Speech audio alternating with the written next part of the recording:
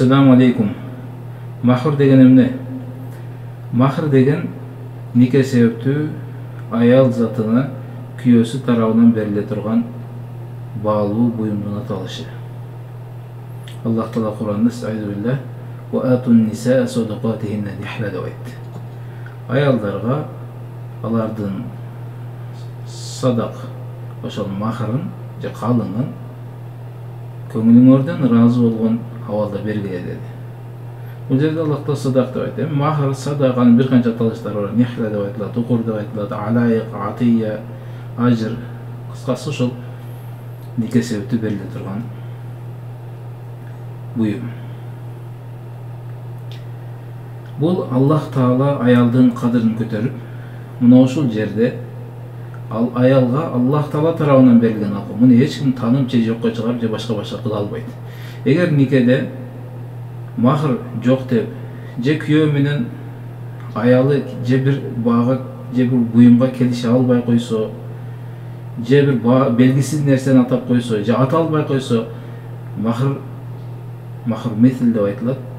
Ошол кыздын ата тегиндеги башка кыздардын буга чейинки анын андай диндарлыгы, акылдыгы, кыз же жубан экендиги, кыскасы мына ушул тараптары каралып, орточо бир махыр өлчөмү чыгарып берилет.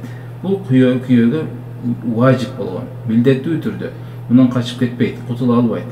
Башка бир нерселерди атап койсо деле, же бербейм деп койсо деле, күйөө никеде баары бир бериш керек болот. Никеленгенден кийин качан күйөөсү ошол аялдын көшөгөсүнө киргенден кийин бул важип болот.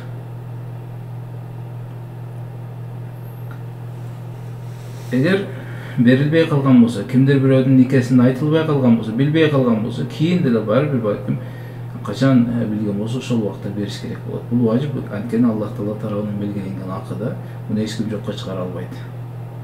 Пайгамбарыбыз саллаллаху алейхи вассаламдын кезинде пайгамбарыбызга бир аял келип, "Ey Аллахтын элчиси, мени өзүңүздүн никеңизге алыңыз" деп айтат. Ошондо пайгамбарыбыз саллаллаху алейхи вассалам менде аялдарга болгон бир муктаждык жок. Мен азыр эч кандай бир аялга муктаждыгым жок да деди. Ошондо ошол жерде турган бир киши айтты, бир сахабалардан, "Ey Аллахтын элчиси, анда муну мага никелеңиз" деди. Ошондо пайгамбарыбыз саллаллаху алейхи вассалам буга бере турган сенде эмнең бар деди. Ал айтты, "Аллахтын элчиси, менде ушул кийимимден башка эч нерсем жок" деп жооп берди. Ошондо пайгамбарыбыз саллаллаху алейхи вассалам "Валау хатаман мин хадид" дейт. Темирден болгон бир шакек болсо дагы бергин буга деди.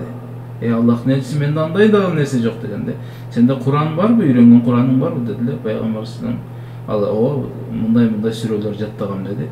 Ошондо ошол сендеги Куран менен ага сен никеледим деп айтты. Бул сөзсүз түрдө берилүү керек. Эми бул хадис башка хадистерди эске алып, бизде эң азында 10 дирхам өлчөмүндө берилиш керек. Эми махырдын көбүнүн чеги жок шариатта, бирок жакшысы пайгамбарыбыз саллаллаху алейхи вассалам айтты, эң жакшысы айсаруха деди.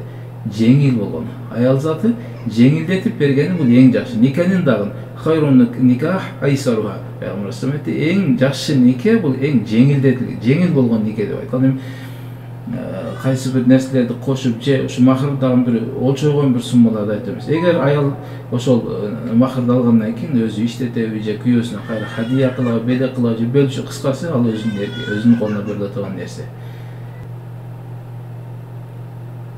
Эми пайгамбарыбыз алейхиссаламдын аялдары жана анын кыздарынын махырлары 400-500 дирхамдан ашпагандыгы кабарларда айтылат. Эми бул махыр Куран аяты менен бекемделгендиктен бул нерсе менен ойноо, тамашалашуу, азилдөө өтө упурталдуу, адамды имандан, динден чыгарып коюшу мүмкүн. Аллах Таала Куранда айтты, "Ва ин саалтахум ла якулунна иннама нахну нахуду ва нал'аб". Эгер алардан сурай турган болсоң, анда алар сөзсүз жооп беришет, "Биз муну атайлабай, жөн эле мындай эле айтып койдук. Биз жөн эле ойнобой эле айтып койдук. Биз ойнобой эле бул айтып койдук эле бул сөздү" деп айтышат сөзсүз түрдө. "Кул абиллахи ва аятихи ва расулихи кунтум тастахзиун". Силер эмне Аллах менен, Аллах Тааланын аяттары менен, анын элчиси менен тамашалашасыңарбы, ойнойсуңарбы? ولا تعتذروا قد كفرتم من بعد إيمانكم. Силерге эч качан үзүр болбойт, кечирим болбойт.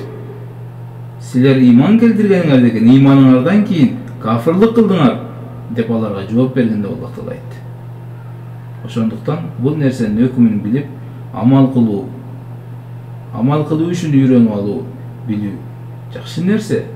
Бирок бул нерсе менен тамашалашуу, ойноо адамды имандан чыгарып, ахиретте өтө чоң өкүнүшкө калтырышы мүмкүн. Ошондуктан бул мен имандуумун, иманымды сактайм, менин Аллахка жана ахирет күнүнө үмүтүм бар деген бенделер үчүн кайрылуу. Аллах Таала бардыгыбызды дүйнө, ахиретте даражабызды бийик кылган болсун. Ассаламу алейкум ва рахматуллахи ва баракатух.